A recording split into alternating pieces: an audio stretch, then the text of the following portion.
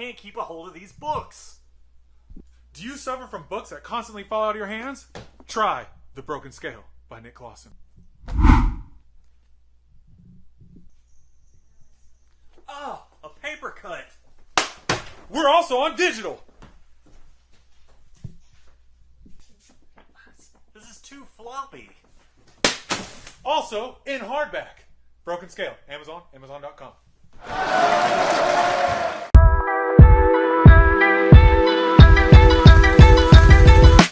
Didn't somebody sell bath water one time? I wouldn't be surprised if Brandon had some.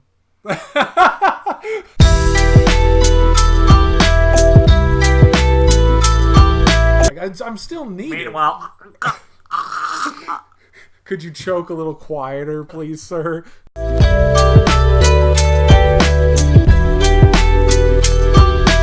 Nick Squared. No baby. So I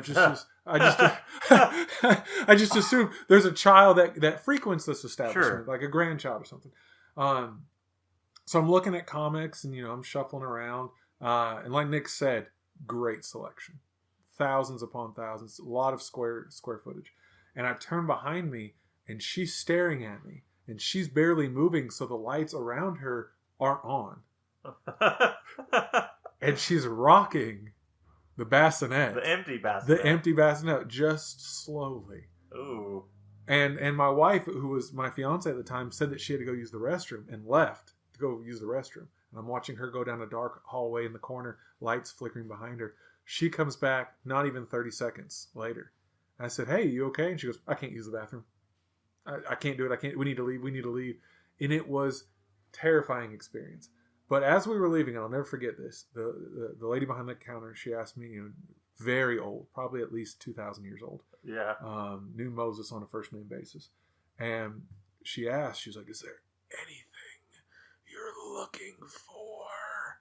And I said, I'm really big into the Essentials comics, which are those over there. For anybody who doesn't know, Essentials are, it's like 20 comic issues of like the old Golden Age ones. So Journey into Mystery 82, first appearance of Thor, is in Thor Essentials 1, and that's where it starts. And then it's like 20 issues, and you can just buy them in a big dictionary book and just read them all at once.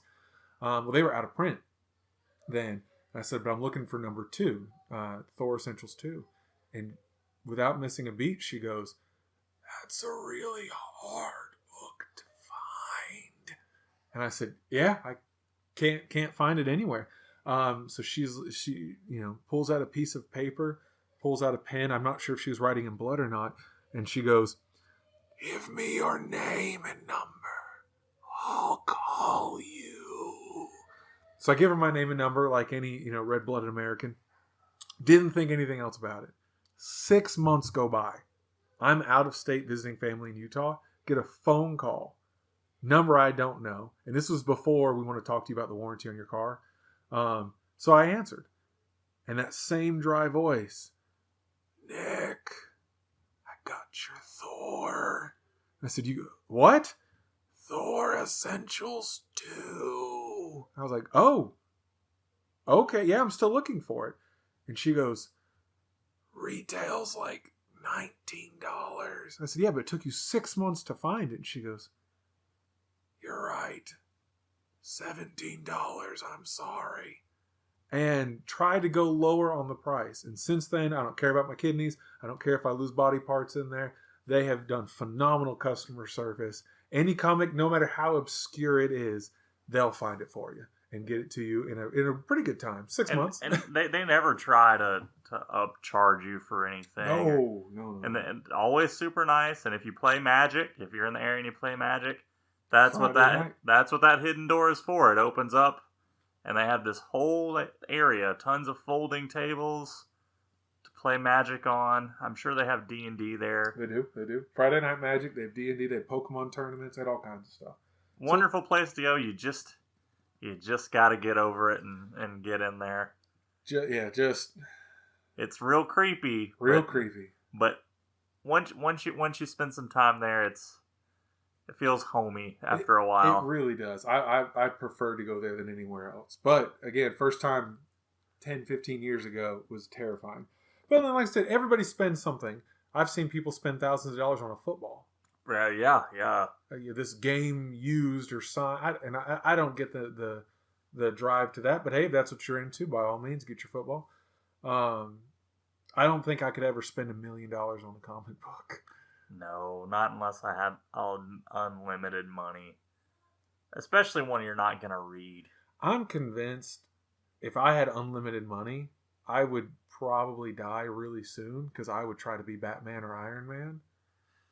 Like you could be Logan Paul and buy Pokemon cards, or hear me out, I could build a super suit. Like you have unlimited money. Why am I buying a remade DeLorean? Why am I not trying to build an actual time machine? Like, I feel like Elon Musk is the only one that's actually trying to do some weird stuff out there. I wish we would have gotten Tony Stark instead of Elon Musk. In our multiverse? Yeah. I feel like Tony has his head on his shoulders, and Elon is kind of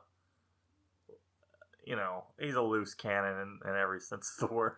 But could you imagine in our society, especially with the way our society is now, right? Yeah. Could you imagine a philanthropist playboy who makes guns? Like, these aren't just people who own Twitter. They're making missiles. They're making missiles. They're proud that they are blowing up other countries, and we're over there like, hey, put them on the front of the magazine. Yeah. How come none of those guys are super famous? Because they exist. Yeah. Where are these people? We have Tony Stark. Problem is they're still making missiles. Oh my goodness. But if I had unlimited money, like, I don't know. I would be spending a lot of money, but I'd be doing some weird stuff. Build a lair. Oh yeah, a lair, yeah. Oh, yeah, like that's like not a man cave or play a lair. Yeah. I'd be trying to do some, like, I remember watching Mythbusters. I don't remember the gentleman's name from it. Adam Savage? Yes. Okay. I would be like him, where he's like, we could build a real lightsaber. And they're over there in insulated suits cutting through sheets of metal. And I'm like, I would do that, but I don't have that skill. So I would look at it and be like, I could run my hand through it fast enough. It not hurt me. Like, your whole arm catches on fire. I have now nicked the nub. Yeah. So, I agree. Everyone's got something to spend money on. I'm into comics, but I'm not $1 million into comics. Even books, as much as I love books, I couldn't spend $1 million on one book. Well, apparently you don't have to. You keep finding these signed first editions at Goodwill. That's one thing. Being in the South, I have learned that if you're into football, you never see footballs at thrift stores. No. You never see any kind of sporting equipment, any kind of hunting equipment. Oh, you see, no. You do see a lot of lacrosse gear at Goodwill. Yes. Tennis, golf, but you never see cleats. You never see basketballs. You never see basketball hoops, nothing like that. But you do see books. Yeah. You see a lot of books. And a lot of them have ended up here in this office. I enjoy books and I enjoy bargains. So, give me a book for $1. It doesn't really, it could be a cookbook. It's $1. I have a Lord of the Rings cookbook in my kitchen right now. I have never used it because it's a lot of vegetables. They released an Alien cookbook, like Ridley Scott's Alien cookbook. No. There's a Halo cookbook. No. Yeah, they did. It's great. I've heard there's good stuff in there. I'm not gonna do it, but at what point in time are they just signing off on putting their titles, their intellectual properties? Like underwear, I get it. Clothes, sure. There's a whole division. There's a whole office of people at all of these companies going, okay, let's put it out. Let's put out everything. And somebody came out and said, hey, yeah, what does Master Chief eat in between fighting the Covenant and the Flood? Yeah. Speaking of putting things out no matter what, our new tennis rackets are on sale. www.givemeyourmoney.com. Yeah, we're thinking about doing merch. Slightly worn underwear. We will actually both wear the same pair. So you get the Nick Squared experience. $10,000.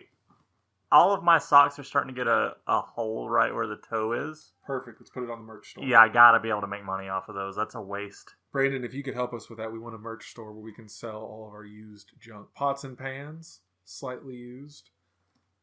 Didn't somebody sell bath water one time?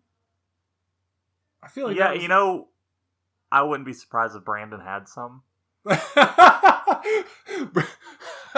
Our benevolent overlord Brandon has we're not judging him. He just has an extensive collection of used bath water. Like we said, people like collecting certain things, and we don't judge anyone. We don't judge. But I've noticed, I'm all for sponsorships. I'm not going to be one of those guys that poo-poos on sponsorships, and then in 3 years we're being sponsored by Redcon or Skull Candy headphones. I'm all for that. I'm all for merch. But at some point in time, if somebody came up to me and said, your fans want, toenail clippers with your name on it, do they? Yeah, I don't think anyone. Do they want that? Are there people out there that said, man, if I could get some Chris Hemsworth, hairbrushes, sign me up. Yeah. This is what I need in my life. I want to know what Master Chief is eating. I'm assuming at that point in society, it's a gray block of nutrition that has no taste. It's just like a pill. They're not eating steak. Well, I realized something that it might have been a holdover when we were children. When we were children, every cereal had it would come out with limited editions. Like, this is the Batman cereal. Yes, Batman, yeah, sure. Popsicles, Batman Kool-Aid jammers, Spider-Man Pop-Tarts. Right. They tasted the same, but they had Batman on the front. Not Pop-Tarts. You feel like they taste the same? No, I'm talking about like the Kool-Aids and the Capri Suns and gummies. They taste the same. You think they taste the same? I know they do. No. Anyway, what I'm getting at, they've released limited edition flavors for some of these, but some of these cereals were just sugar with, Batman shaped, or macaroni and cheese. You have different shaped macaroni and cheese. I remember the Batman macaroni. Yeah, yes. You have different shaped macaroni and cheese. Tasted completely different than the normal So they come up, a razor, Gillette razors. Yeah. I found a Gillette razor that had there was themed, like it had Atlanta Braves or the Falcons, or I think one of them even had the Batman symbol on it. I was like, wait a minute, hold on. Gen X and baby boomers wouldn't have stood for this. No. Because that's the same razor. That razor is going to cut my face exactly the same. But I was like, oh man, a Batman razor? That'd be awesome. I'm Bruce Wayne. And that's because that marketing started hard in the 80s and 90s and absolutely really went in hard for us, and we never got over it. How unprofessional. I'm so sorry, guys. And we just got copyrighted. Yep, that's Apple's going to get us for that one. We all laugh about it, but the windows get busted in as Apple SWAT teams Tim come Cook. in. It's Wozniak, run! He has nothing to do with Apple now. I know. Isn't that weird? No. You don't think so? Since we've been alive, he's had nothing to do with Apple. Do you think it's weird that people who are there at the founding of it, can so easily be like, all right, it's public now. Okay, bye. Well, sometimes it's not, part of their plan, but yeah. Like, the story of McDonald's? No. The McDonald's brothers were out before Ray Kroc is the quote-unquote founder of McDonald's. We're getting out of nerd stuff here. We're getting into food history. This is the food history portion I'm of the podcast. The food safety manager. But you see, we watched, for our generation, I am a purist. I do enjoy Star Wars 4, 5, and 6. But 1, 2, and 3 I saw in theaters. Yeah, me too. Yeah. That was our generation's Star Wars. Yes. My dad still swears there's only one Jedi, and that's Luke Skywalker. Mace Windu was pretty cool Jedi. Bad to the bone. And so I remember being a kid, and I remember even as a teenager watching interviews with George Lucas, just eating up every word. And George Lucas is not a very energetic person, and they'd ask him. Oh, you don't think this is energetic? I think this is extremely energetic. I feel a lot of zeal and creativity in his voice. This is exactly what I feel. But he would do interviews, and they would say, what are you going to do for 7, 8, 9? I'm not doing them. I refuse to do a single. There's not going to be any Star Wars TV shows. There's not going to be any Star Wars movies. There's nothing Star Wars. And I remember being young and being like, it's just over. Like, I'm just not going to see any new Star Wars. And then he sold it, and I was like, how could you sell Star Wars? It wasn't his anymore. It wasn't his anymore. It quit being his, and he knew it. And he could, he said so. Yeah. I mean, even that belongs to us. Us now. But I mean, I remember, I did remember, and I'm a liar. I'm a filthy, filthy liar. Benevolent Overlord Brandon's going to get me. Bungie owned Halo. Yeah, they created Halo. Created Halo. Phenomenal soundtrack. Wonderful. Changed first-person shooters forever. Absolutely. Then Bungie's out. And then they go and 343 Industries. Yep. And they turn around and they say, we're going to make a brand new game. It's like Halo.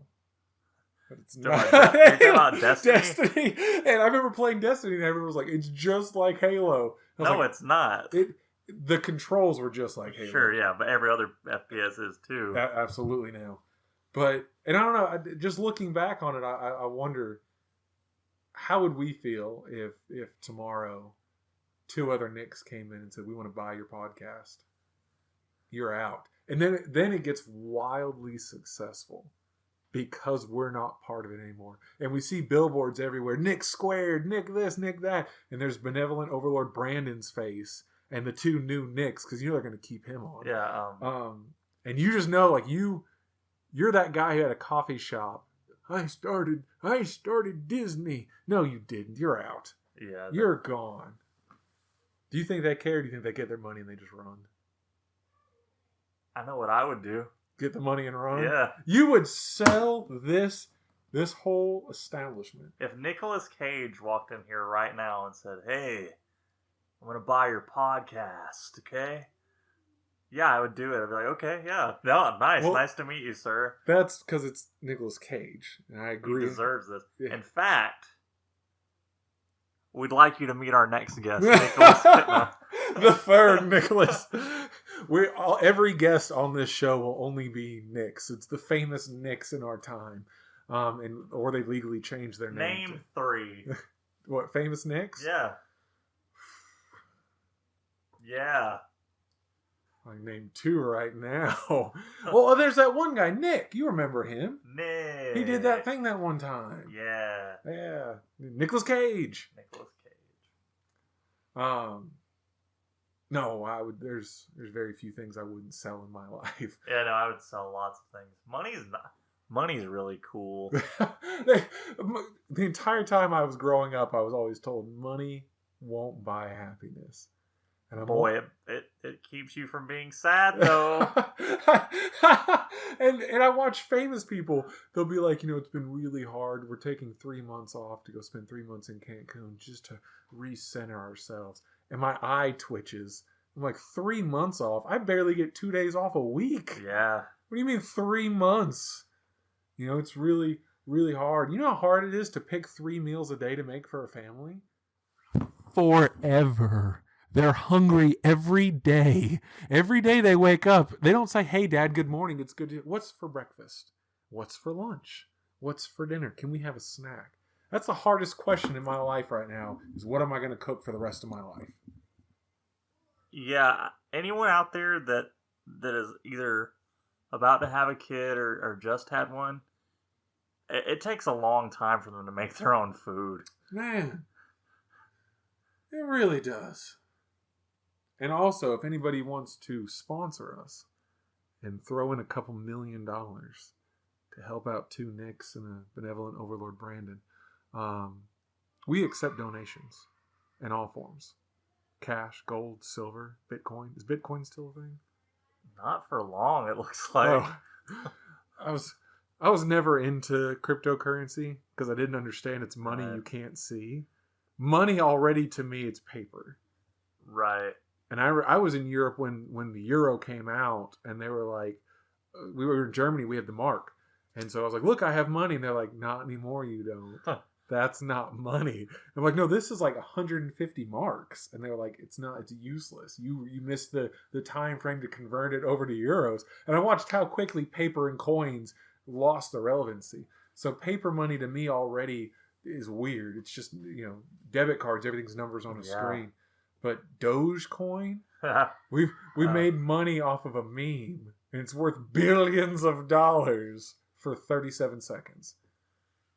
Yeah. But that's not to say we won't accept it.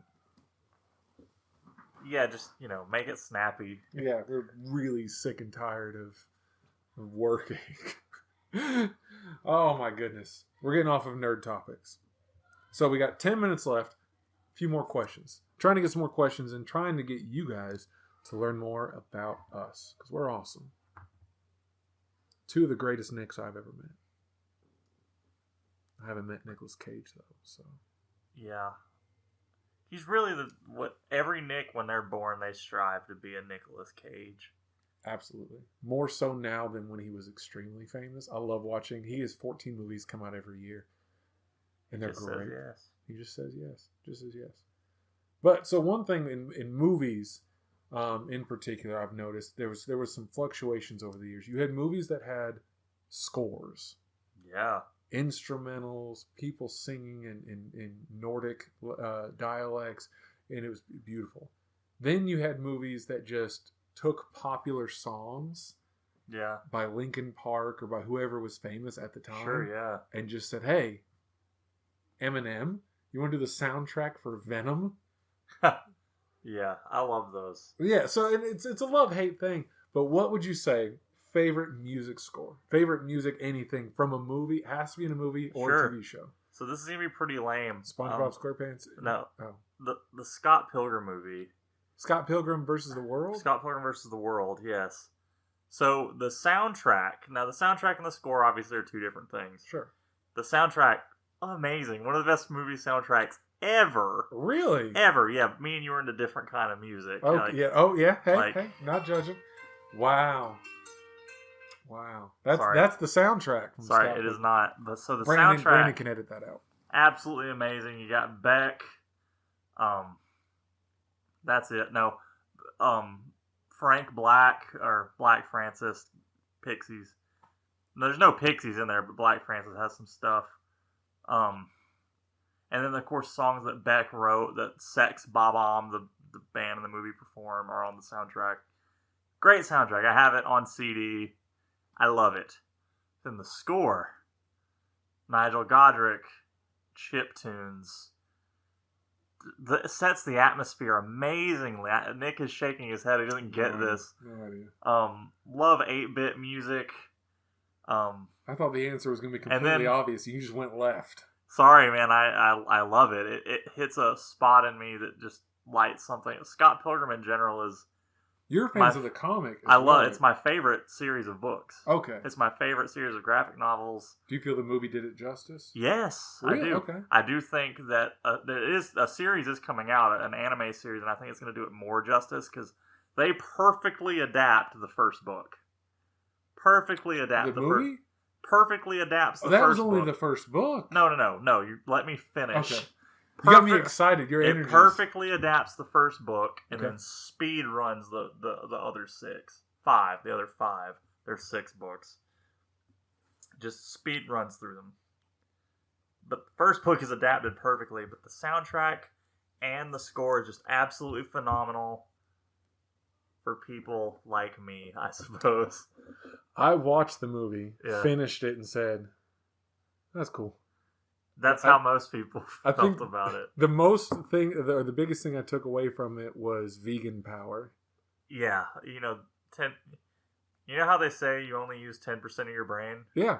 Because the other 90% are filled with curds and whey.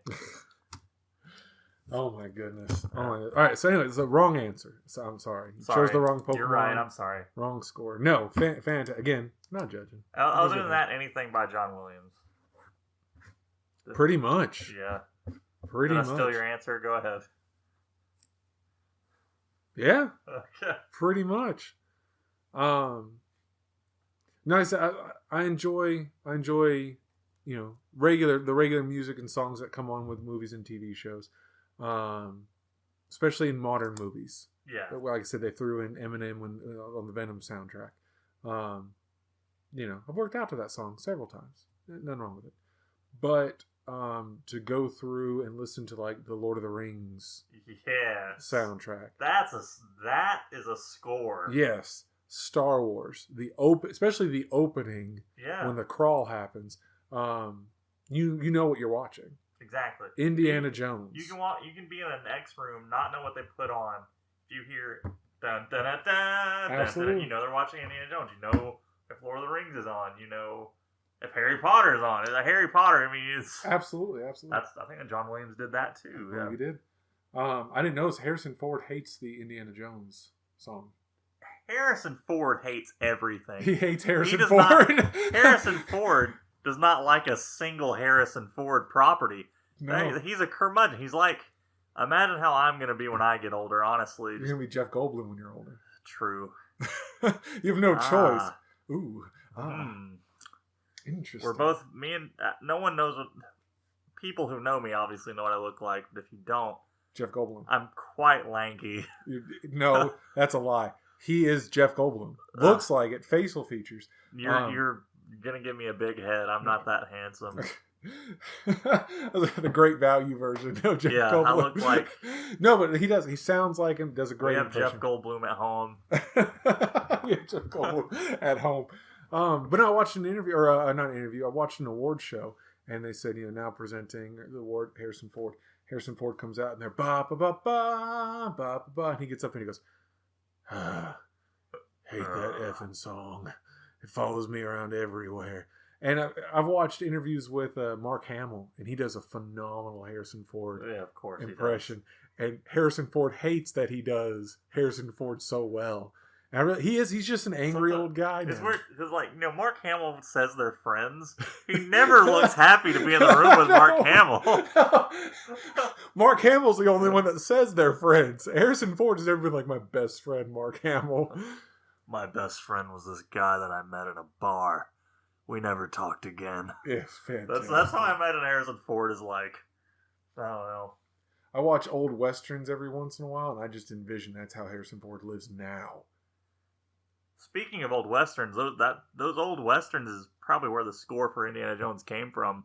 Sure. Yeah, a lot of that, very big bandy stuff, blasting horns. Love it. Really, really happy to get out there and shoot some cattle. I've never watched a western. I'm just kidding. I do like some westerns. I love how music can just affect.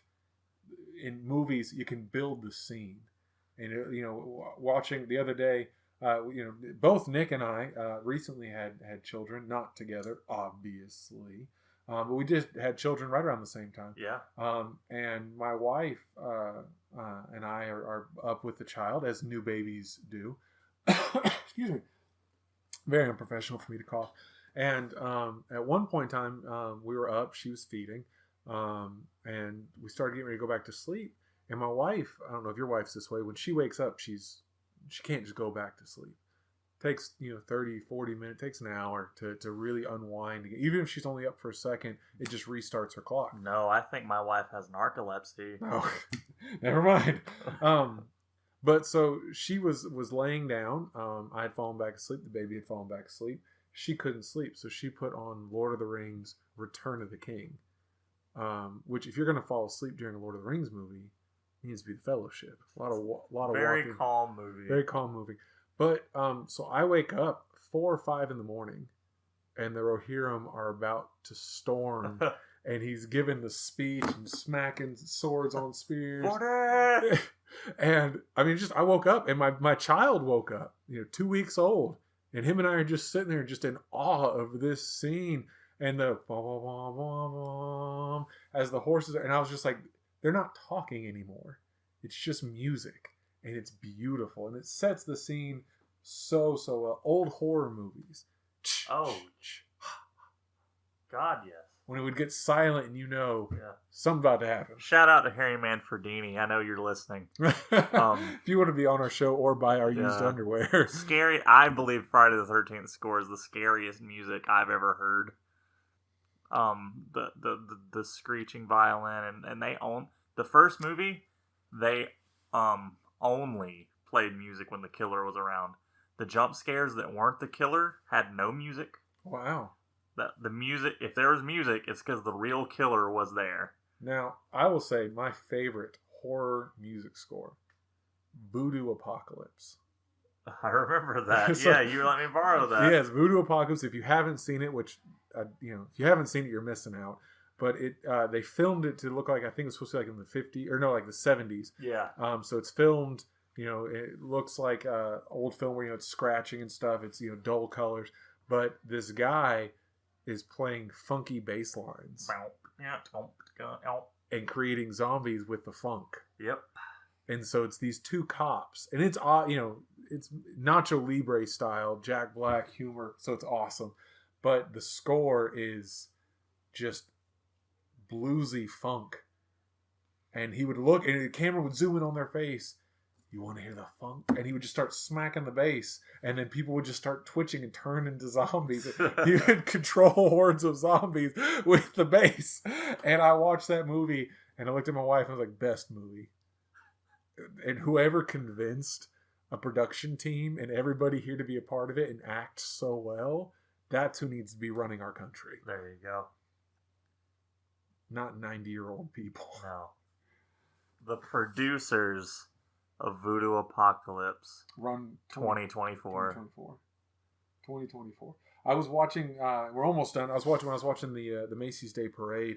My favorite part of it by far was they had President Biden and his wife call into the parade, and there was about a minute where he couldn't figure out how to work a phone. Oh no!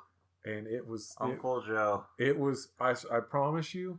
It was me talking to my grandparents. Yeah. Hello. It's all of them. Are you that? Yeah, but I mean, realistically, you're a mill worker. How old is he? 80 something? Yes, I guess like 75 or 75. something like that. You're 75 as a mill worker. They're making you retire. Yeah. In most cases. In most cases. You don't see very many 75-year-olds entering or staying in the workforce. No. Not even managers of Walmart.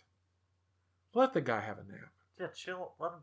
These guys need to go home. You can't tell me that those suits are comfortable. Yeah. If they did an interview and just randomly popped up at the White House and he's in a robe and pajamas and like fuzzy rabbit slippers, let him be. Let him be. Just let him wear his slippers.